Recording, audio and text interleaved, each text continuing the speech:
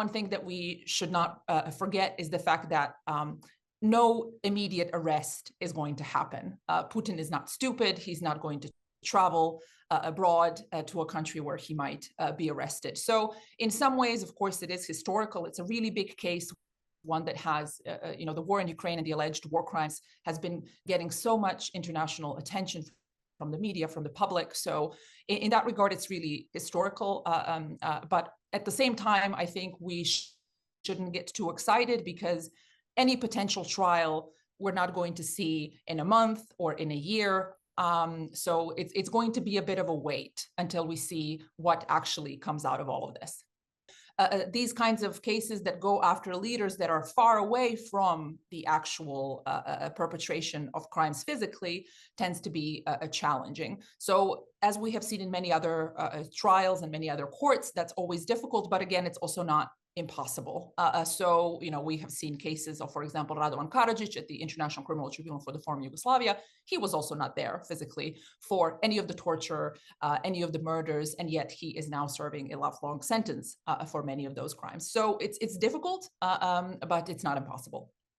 In terms of what kind of, what is the calculation for Putin, I think, he is not going to be able to travel pretty much anywhere else beyond the countries that are either clearly allies or at least somewhat aligned to Russia, either for pragmatic reasons or, historical ties or whatever else. So it definitely does diminish his ability to act around the world.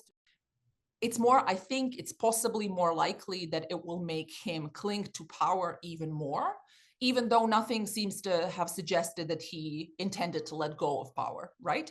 So I think it's all going to depend basically on what happens with the war and what happens to his regime.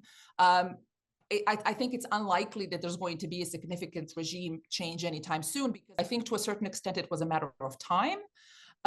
It was also a question of who individually, specifically, would be indicted. Would it be Putin or someone else?